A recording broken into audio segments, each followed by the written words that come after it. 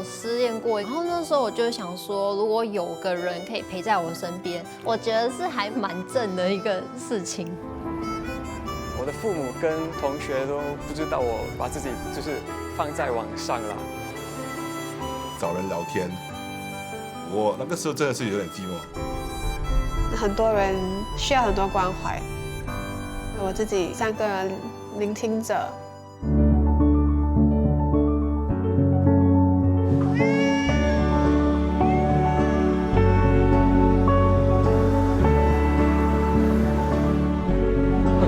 好年轻。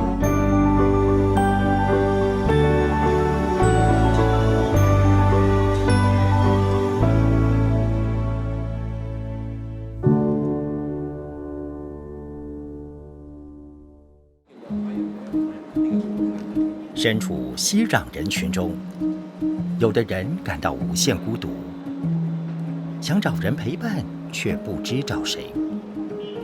日本近年出现出租人的服务行业，让客户以付费的方式租个人陪伴聊天。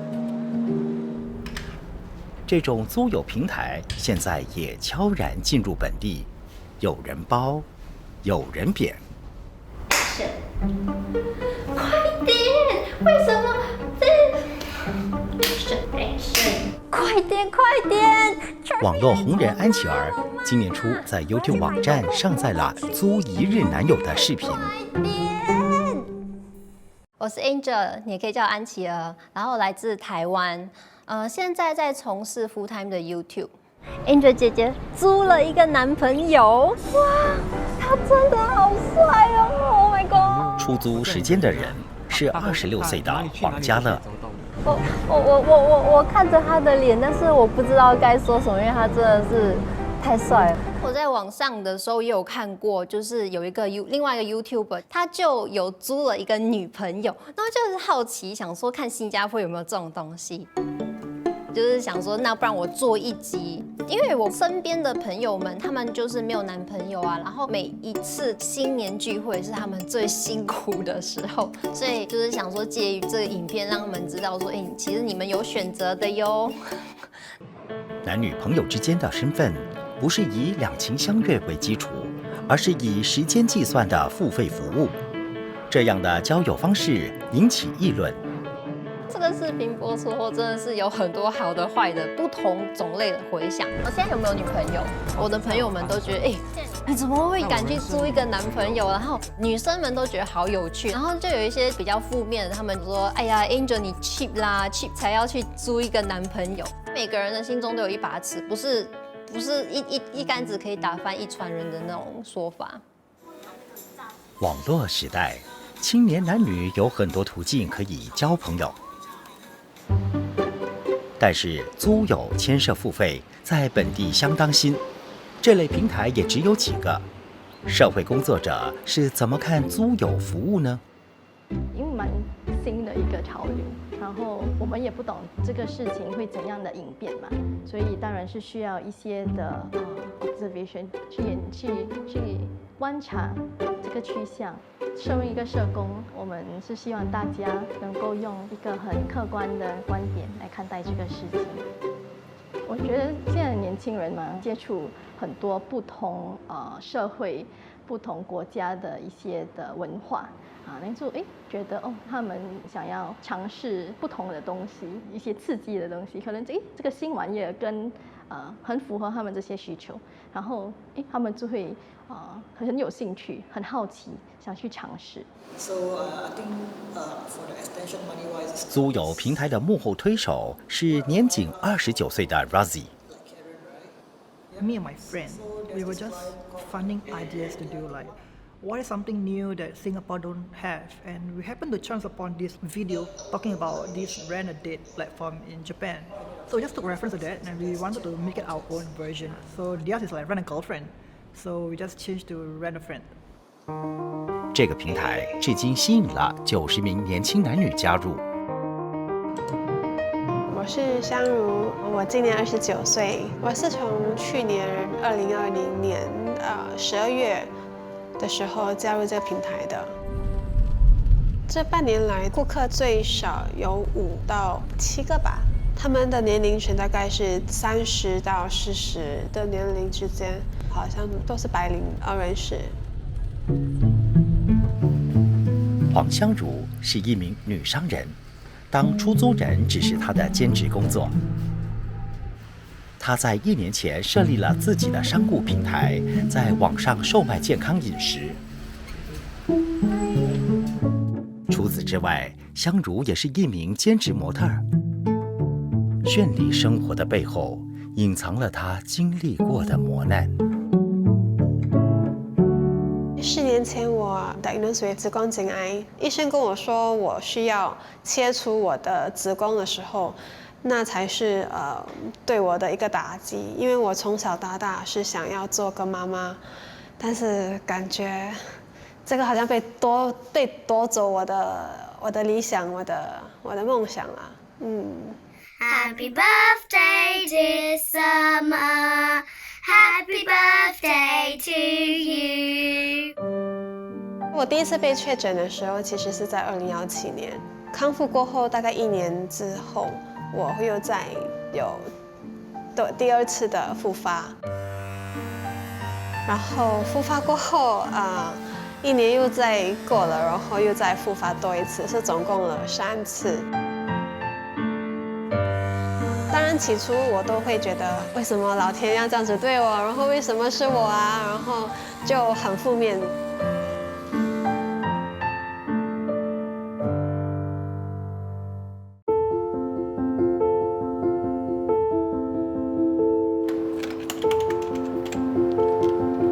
黄香茹经历过了子宫颈癌的折磨，感悟到人生最大的资本就是身心的健康。以前的我会打2-3份工，把自己弄得很累然后第2次复发的时候，才真正想要去做一个改变。然后这4年期间，我在抗癌的阶段都是在找怎么去调养身体，然后怎么去更好的照顾自己。Hello。那我觉得想把我所学到的知识跟经验去分享给大家。拜。那时候我刚好是已经在创业了嘛，我需要认识更多不同的人。我朋友跟我提起过这个猪朋友平台，所以想用这个机会借这个平台来 expand 我的 social network 这样子。香茹当出租人这半年来，接触了不少客户，其中一人给她留下了深刻的印象。一个很特别的经验是，有一个男生他是学心理学的，聊着自己跟他学了很多心理学的事情。香茹口中的男生就是陈子安。我那个时候真的是有点寂寞。我是在翻 Facebook 的时候，刚好有那个广告出来。其实只是看他的东西，只是看到说可以找人聊天。他美，他拍的照比较独特，有他的味道。他的形容他自己比起其他人也是比较独特一点。我就不如试一下了。出发点是付一个费用，约另外一方陪伴聊天，但是见多了，可以划清感情的界限吗？当你越认识这个人的时候，你的情绪嘛，可能会觉得跟这个人很靠近了。这个风险就是可能你突然间有感情，那你要怎么办？你要怎么自己分那个界限？当你尝试这个平台的时候，你要知道自己的期望是什么。你知道你自己可能要过线的时候，可能你就要退后呀，然后就告诉自己这是我不可以这样，这是一个使用者可能也要去思考的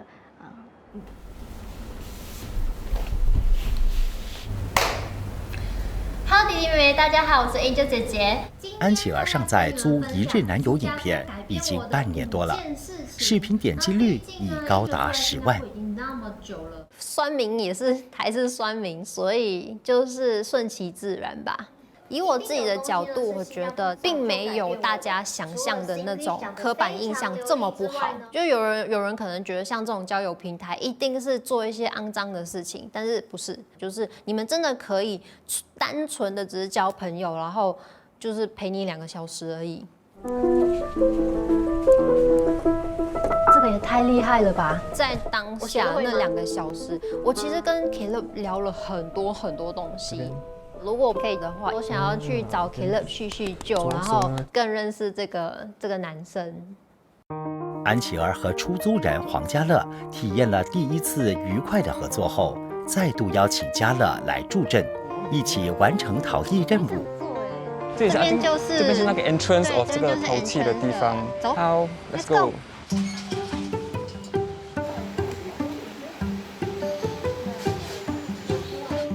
那时候因为想要拍影片嘛，所以我在找颜值高的、比较有多才多艺的。找完了以后，我就决定好，那我要那个 Caleb。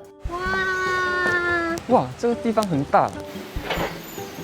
相处之下就觉得，这个 Caleb 还蛮友善的，而且还蛮好玩的。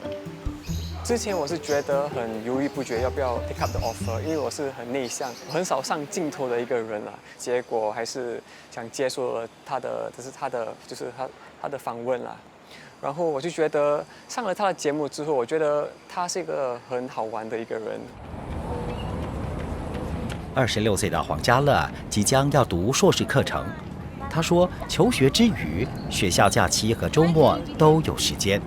当时他是一时兴起，想赚一些收入，而当上出租人。就是有一天我在家里无所事事，在那个社交媒体上看到了那个平台。其实本身看了这种平台，会觉得是一个很不三不四的平台啦，会觉得有没有可能是一个骗局。可是我报名的时候，他们没有要求什么 deposit， 我就觉得随便报名吧，反正是没什么损失吧。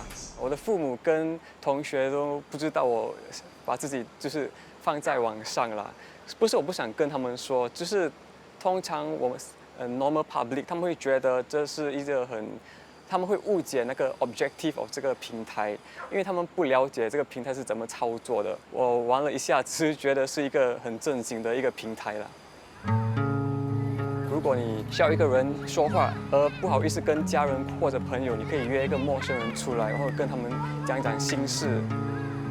然后那些陌生人就是我们，就可以给一些劝告或者 advice， 然后我们也能赚钱。我觉得是一个双赢的一个 situation， 能够有另外一个 stream of income， 我觉得 why not， 对吗？出租人或许很愿意开解他人，但是这和专业的辅导工作是有所不同的。他们给的 advice 就跟一个专业的人士不一样，一个是有受过训练的，一个没有。聆听，看起来可能是很容易，可是真的要很仔细的知道那个人的心情的背后的心情是什么，然后要怎样的去肯定一个人，怎么样设立一个很安全的空间，让人家去发泄啊，这是我们在受过训练的时候我们学习的。同样加入租友平台的还包括了21岁的大学生王静晴。平台上的出租人以女性居多。创办人 Razi 总会在他们正式加入前告诉他们如何保护自己。So first touch, he shared about, so this is what is in place. This is how we are protecting you. We are not allowed to take people's cars for very obvious reasons. No visiting houses, private spaces, just know it's always in the public. They cannot touch you, if you want to shake hands, go ahead, but don't touch me. Yeah, things like that. So we are protected in that sense. Feel free to let the coordinator know and just leave if you need to. Okay. This is people's business. You cannot control everyone, right? But we try our very best to make sure things go our way. 网络世界，男女之间，形形色色的事情都可能发生。业者因此设定行为规范，让出租人和客户双方遵守。静晴本身也是生意人，和朋友合伙经营美疗中心。他对出租人的行业有一番见解。been with maybe for about 6 months. My take is that loneliness is a very good industry. It's a very lucrative industry. We crave human interaction. I think that's one of the main reasons why someone would pay money to buy someone's time lah. It's easy money in that sense. But I think more than the money, it is also like there are a lot of other elements and nuances that plays to it, right? You also have the aspect of meeting people. 租个朋友原因很多，失恋时候租个朋友能帮上什么忙？其实我之前有失恋过一次，还蛮严重的，然后我一直对我的家人哭。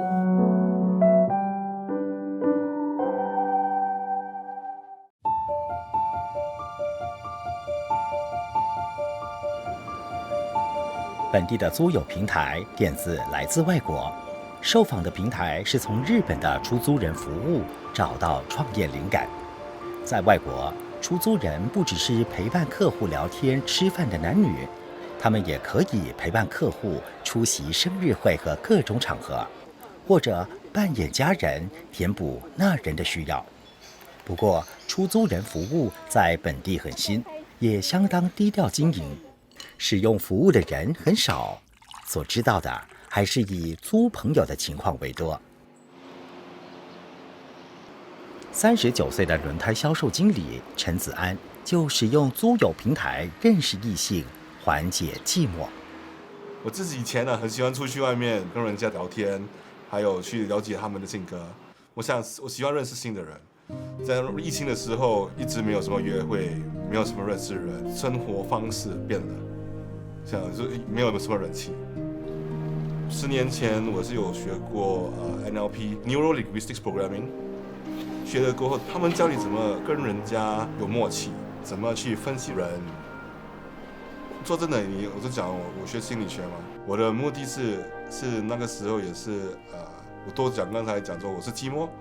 另一个方面是，我也是想练习一下我知道的东西。子安几个月前从平台上租了黄香茹，两人对彼此都留下深刻印象。在我们的第1个小时吧，他会去看我的脸部表情、我的动作，然后我觉得还蛮有趣。然后后面他还在想什么样的 topic 会引起我的注意。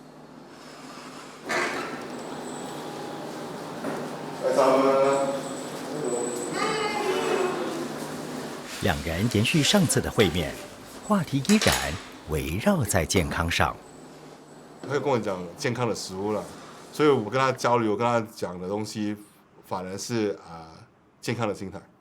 所以上次你跟我说的那个心理学问的东西，我觉得还蛮有兴趣，你可以跟我讲多一点吗 ？On the same line 你同意的时候 ，on the same line 的时候，你就好像会好像是朋友这样子，知彼知彼。自己本身我也是喜欢去了解人，我就觉得我自己不太会看人。然后我觉得它可以让我学到很多知识，如果我知道的话，我可以有一些防范，也是讲这个人可能在说谎，然后不要去太过信那个人的话，我觉得还蛮有用的。我看到他了解他的时候，我还以为他本来的性格是一个欠实话的，他经历过了癌症，他能找到个方法来应付，我很崇拜他的毅力。来，我们喝茶吧。这茶也是在的。从中国来的。从他我学了很多东西，因为他重复让我知道说，人可能基本性格是一样，但是他们表达出来的方式都不一样。交流是人与人相互理解的一个先决条件。陶艺活动就让安琪儿和嘉乐对彼此更加熟悉了。我觉得第2次碰到他，就是觉得更亲切了，好像就是跟老朋友见面的感觉。对，就是会去嘘寒问暖啦，然后聊起说，你最近怎么样？之类。那刚第1次碰面的时候，这种话题是聊不到的。可以跟 Angel 就接触，我们一起学这样的东西，我觉得是非常的有趣，我觉得很好，所以我就想跟他继续合作，然后做多一点节目，我觉得是一件很好的事情啊。哎，baby，你觉得我买这么多 tissue， 够我们打汉 CB 吗？社交媒体时代，对着镜头，年轻人善于表达自己，但是伤心的时候，即使有家人朋友，有些情景却无法面对。其实我之前有失恋过一次，还蛮严重的，然后我一直对我的家人哭。所以那个是 Angel 的，这个是就是有一个男生，然后又是刚好是我理想型的，哎，其实是还蛮正的一个事情，可能可以请他陪伴我度过那个孤独的情人节也说不定。好像你在德式座里面的时候，我们可以跟那个德式司机说闲聊，什么都可以。因为你下车了之后，我们不需要承担太多责任，因为我们是一个 service transaction 嘛，因为这是一个 job，you know。It's a lot easier sharing something very intimate, something very personal with someone that you will never cross paths with again. Because when you walk too closely with people, you will want to protect them from the negativity that you have in that season of your life. 有困难，宁可向租来的朋友说，而不愿意和自己亲近的家人朋友倾吐。这是一些青年男女的心情写照吗？说了秘密私语，后果可好可坏。租有平台的使用者可以得到怎样的保障？年轻人在他们的成长过程，他们还在学习，存在在这个社会上，当然也可能需要一些的保护。如果说有一些法律要怎样进来的话，现在可能还需要多一点时间去观察，要看这个去向是怎样，然后用户者也是谁，所以也需要多一点时间吧。我也可以帮你导一点，他导向比较好看一点。咖啡很多时候喝多